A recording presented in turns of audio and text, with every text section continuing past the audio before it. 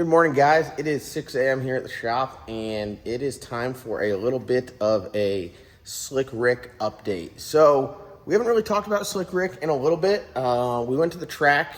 The last time you guys saw it, we went to the track.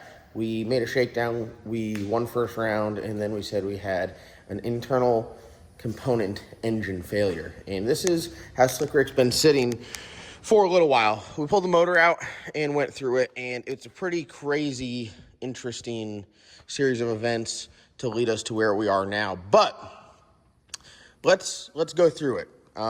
This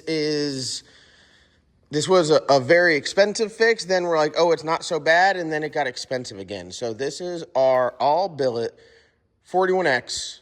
It's a stage 3. And, I mean, dude, it's been a great motor for us. It really has. 572 cubic inch. The 41X is kind of like a Hemi and a big block had a baby. So Hemi style bottom end, a lot of very similar components. And then it has like a more conventional style cylinder head opposed to the Hemi, where the Hemi has, bigger valves or different angles and the spark plug through the center. This one here still has the spark plug in a normal hole. So what happened at the racetrack?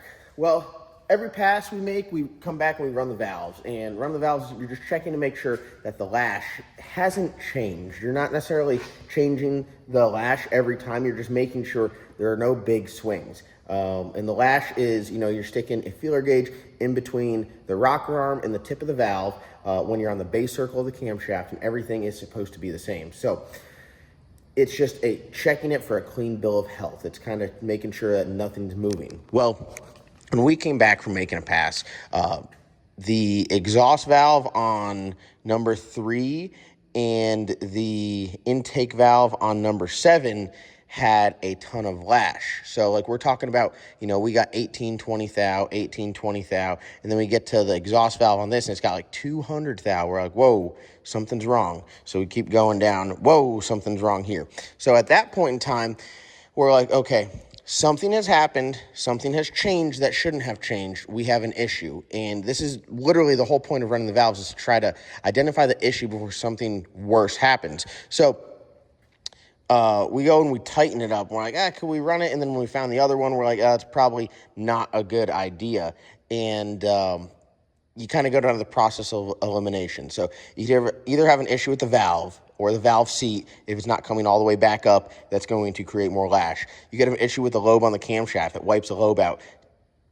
It's what do they call it? Trenching or troughing the camshaft. So it's essentially eating away at the camshaft. Now the lifter's sitting down in it. Or you have a lifter failure where like the tip of the roller of the lifter is just gone. All of that stuff can create lash. So I was like dead set on like, all right, a lifter went out or we messed up the camshaft because all the rocker arms looked fine. So in my mind, I'm like, all right, we got a pretty expensive repair. This thing right here, everything's got a run cycle on it. You get like 150 runs out of the lifters, got to send them in. 150 runs out of the valves, throw them out, put new valves in there. You get like, I don't know, maybe if you're lucky, 100 runs out of pistons, then you're getting new pistons. You get 70 runs out of rods, 100 runs, they want you to mag the crank. All of this stuff, it's got a lifespan. Unlike some of the smaller stuff like the LS, where it's like we put 300 passes on a set of rods, 300 passes on a crank, 300 passes on a set of lifters, 300 passes on a set of valves. So this is much, much more maintenance intensive, but what you're gaining is a lot of horsepower, I mean, we're talking about this thing would muscle down the racetrack. So what do? We take it all apart, start looking at everything. Camshaft looks great. All the lifters look great. We're like, what was the issue? So this is crazy. This really is crazy. Here are one of the lifters. The bearing in the lifter, very notchy. Not good. So we know right there something's wrong. I called Sheldon over at T&D.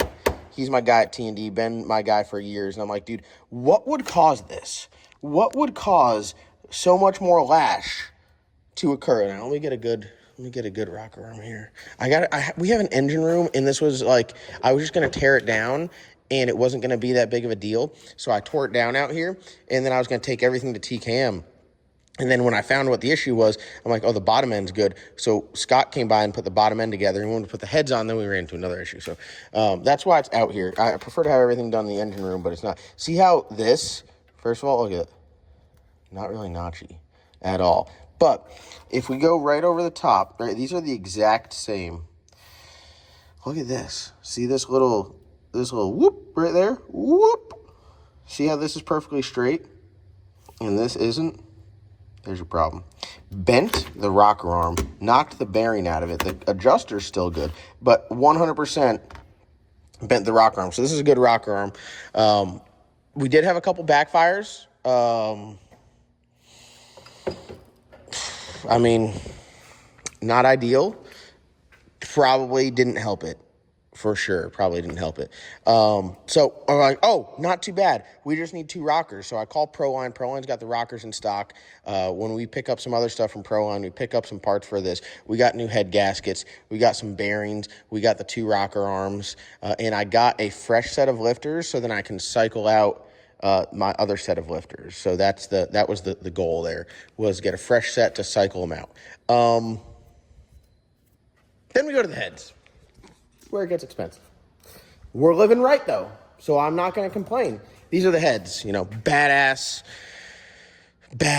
heads. You get about, 50, 60 runs on a set of springs and have to change the springs. Knocking the tires off, not good on springs. Definitely not. Damn, that piston was not from this thing. This was from a different project. Not good to knock tires off. Definitely hurts the valve springs. So obviously we were pretty rough on the valve springs. We've been knocking the tires off a lot lately. But then you come to this guy right here. Let's look at this. What? That's a bent valve, boys. That's a bent valve. Not only that, the lock came out in 4 pieces. Broken lock. And the tip of the valve is destroyed. We were moments away from dropping a valve. And when the valve drops, it goes into the cylinder. It usually turns sideways, and it crams itself up in the head, or it destroys the sleeve. So we got very lucky. At this point in time, myself and Scott made the executive decision. Heads need to be gone through. Probably all new valves. They got a lot of runs on them. We've hit the tires a bunch. We got a set of valve springs. This shit needs to be addressed. So the bottom end, we're good to go. No issues there. Everything seems to be happy.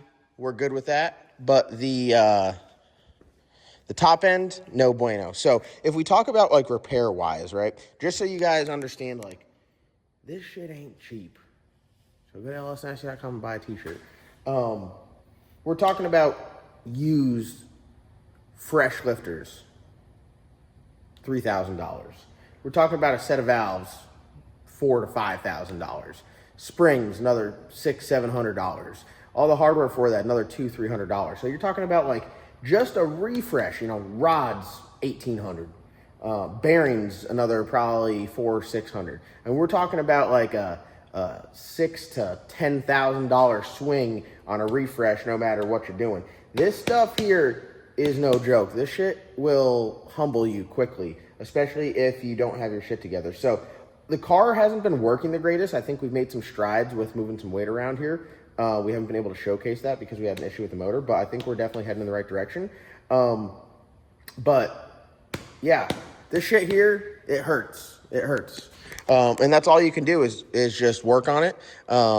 And put good parts on it and really stay up on the maintenance. We want run really good oil. Schaefer's 50 weight had great luck with that. And try to stay on top of everything. We run the valves every pass. We go over everything. We check bearings, 25 or 15 runs. We'll pop the pan down. We'll pop a main out of it. Look at the main bearings, pop a rod out. Look at the rod bearings. If something doesn't look right, we'll roll another set in there. You got to really, really, really, really stay up on the maintenance on this stuff. So that's all that you can do on something like this. What we're going to do now is take the top end up to TKM Performance. We have a couple motors up there, which we guys are going to show you guys in probably tomorrow's video, and then go check out the TKM YouTube channel to see what they're doing. But they have another set of 41X heads up there, so we're going to have spares here soon.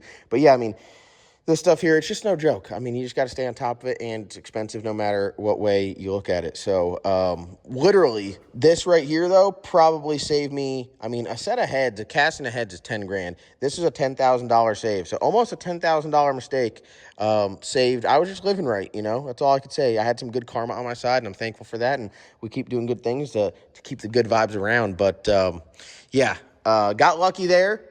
And, you know, I was going to put Slick Rick over in, like, the car storage because I thought it was going to be down for a little bit. When we found the repairs needed on the bottom end, I'm like, oh, this will be quick. And then even this isn't a major setback. This is a minor setback compared to, you know, some of the other things. So we're going to rock and roll. We're going to get Slick Rick back together so we can do some radial racing here and hopefully get in the winner's circle with the old girl.